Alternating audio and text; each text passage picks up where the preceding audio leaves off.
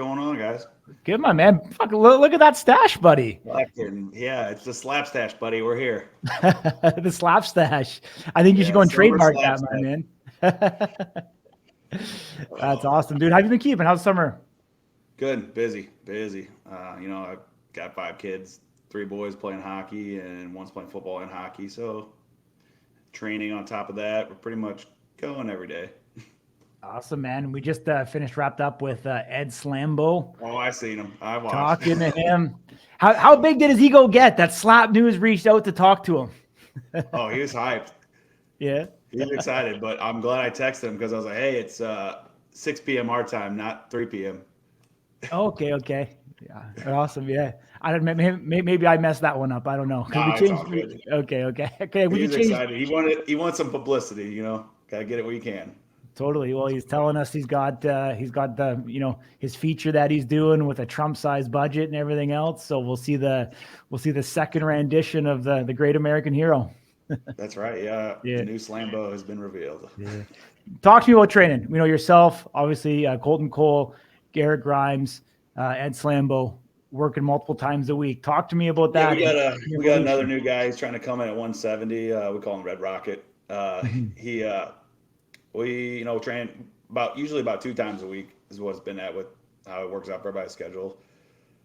We just get in there, get the work in, get our technique down. Like Ed was saying, the more eyes you have on your technique, your feet, now their feet they're a little more lenient with, but the placement and all that we can really hone in. Everybody's got a little bit different technique, so it's some people have their hand up, some have it a little out, and it's just adjustment.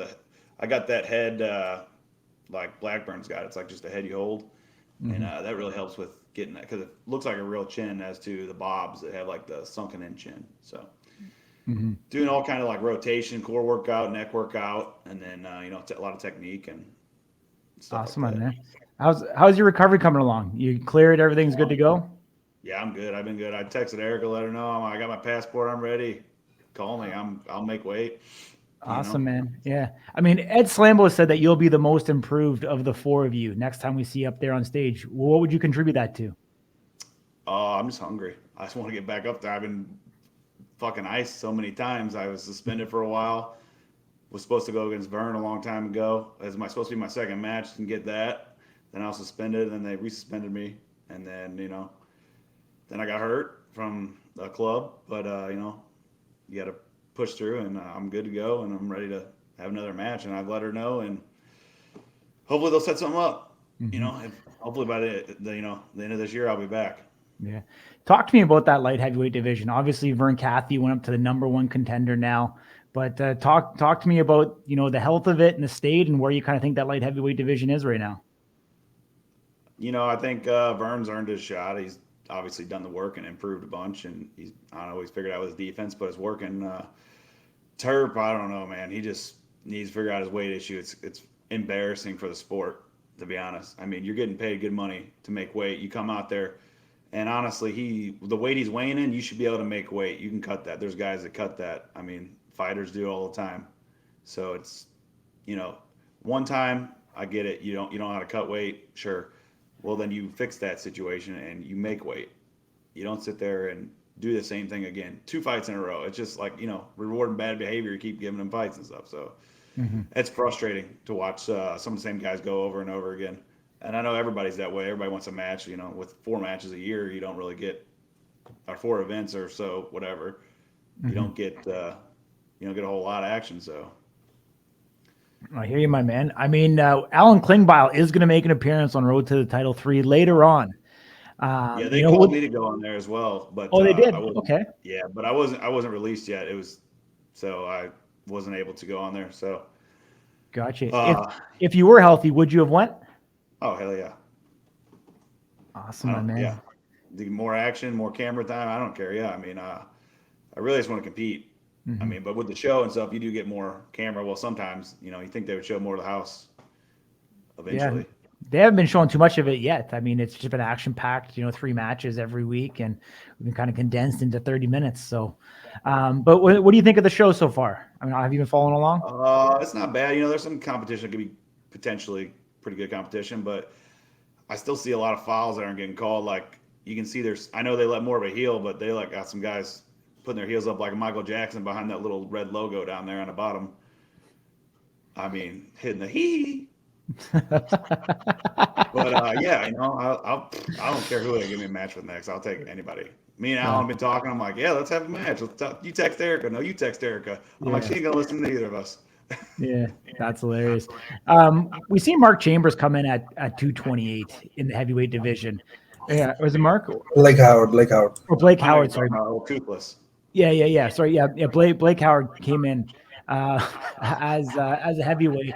We talked to him about potentially move down to light heavy, and he thinks that would be good for him as well. How do you think he'd stack up in that light heavyweight division? It was kind of tough to toughen that match. I don't think he got hit real hard. I mean, he'd have a shot just like anybody, but I definitely would go down if I were him. I mean, he looked like he had weight to lose. Also, not like he was super jacked or nothing. So Yeah. You definitely could probably peel off some of that real quick. Awesome, man. One last one. If you had a dream matchup in that light heavyweight division right now, who would you want it to be? Shit, any of the top five. Vern, Terp. Terp just hypes you up, and I don't have a problem with Terp, but it'd be a good match. Awesome. Ding, over to you. Yeah, TJ. Obviously, I do like to talk shit to Russell too and get him all stirred up. There you go. Obviously, last time we saw you was against Garrett. So I mean, you're kind of the pioneer in the slap training specifically. What are your thoughts, kind of just overall, as far as the evolution goes? Obviously, you have a lot of guys in your gym. You've added to that portfolio. Kind of, what's your goals and what do you see? What's your vision, kind of, for the future of your own program that you guys have going on over there? We want to help guys get in the sport and see if they want to do the sport before they actually have to get up there. Like some guys are like, oh yeah, I want to do it, but we do a little sparring, I guess you could say. Nothing crazy, just light, just to get the feel of the slap coming to you. We're not hitting each other hard or nothing like that, just to get used to a slap coming across your face. Everybody wants to get in the sport, and at first everybody was applying and getting accepted, except now it's getting full, so not everybody's getting there. So I mean, ideally we like to grow and be able to be a feeder or whatever. Like I used to train at the hit squad with Matt Hughes. When they had guys fall out, they called them, get a guy to fill in a match or something like that. Just have guys ready all the time. Yeah, and then for your own personal self, obviously you're at light heavyweight. Is that kind of your home? You feel like that's where you'll stay permanently, or would you be interested in a move up or down?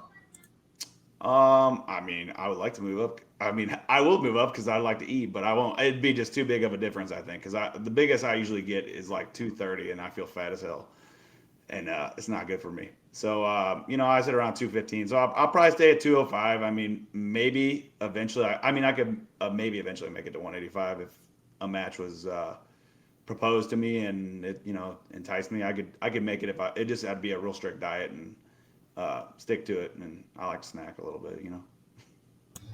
Yeah, and then last one for me. What do you think it does for the sport when we have a lot of these crossover athletes coming from wrestling backgrounds, MMA backgrounds? We have a bodybuilder now. Football is a big one. What do you think that does for the sport where you have these people who are athletic, who have these long sports histories and careers? Some of them make it to semi-professional or professional leagues. How does that impact the sport as a whole and its longevity and its growth? I mean, it's good. It definitely brings more viewers to the sport, and you can see how different aspects are different sports are tough, I guess. I don't know. I played hockey my whole life, and we always say, yeah, you're tougher than football players, just like they said that, more contact and stuff. So, I mean, you get to see you can see guys that are done tough sports and they don't do well. And then you got guys that haven't done anything do well. I think it could help you, but it's not everything, I don't think, I think athleticism definitely helps you with, like, if you're overall, you overall want to be fit because it helps you take the hit and recover better, I feel like. And if you're sloppy, I don't think you're recovering as quick or as well. I don't know. Awesome, man. Thanks. No, yeah, it definitely does. Thank you for answering my questions. And there's anybody wanting to compete in the St. Louis area, there's a little match November 9th at Ballpark Village. You can get a hold of us. We're setting up, so there's going to be some submission wrestling. So I think there's some pillow fighting and a couple slap matches. Oh, really? Yeah, I believe our boy Red Rocket's going to make a debut there. Okay. When is this? Yeah, When is this happening? I believe it's November 9th. Charles Johnson from the UFC, he's from the area too. He's promoting and starting to build a little organization down here, trying to get a little bit of different events going. There's no gi jiu-jitsu. I think they're doing a strongman or something too. Not sure of all the Interesting. details yet, but I think I'll be a judge or something out there for him. So Interesting. Joaquin Buckley's from St. Louis. He's a big slap fan. yeah, I used to train with him back in the day. Awesome, man. Yeah, well, keep us up to date on that. Please let us know when they drop the poster. Let us know, and we'll get some footage of Red Rocket up there competing. Yeah. All right, so we'll leave a mystery for now. Red Rocket is his name. I guess we'll have to look forward to seeing what happens. He better have fire red hair and have a personality like Ed Slambo. The way you guys are talking this guy up, he'll be a disappointment otherwise. Oh, you won't be disappointed. Awesome, man. Appreciate you, TJ, joining us. Hopefully we see you back up there on the stage soon. Thanks. Appreciate it, man. All right, man. Take care, dude.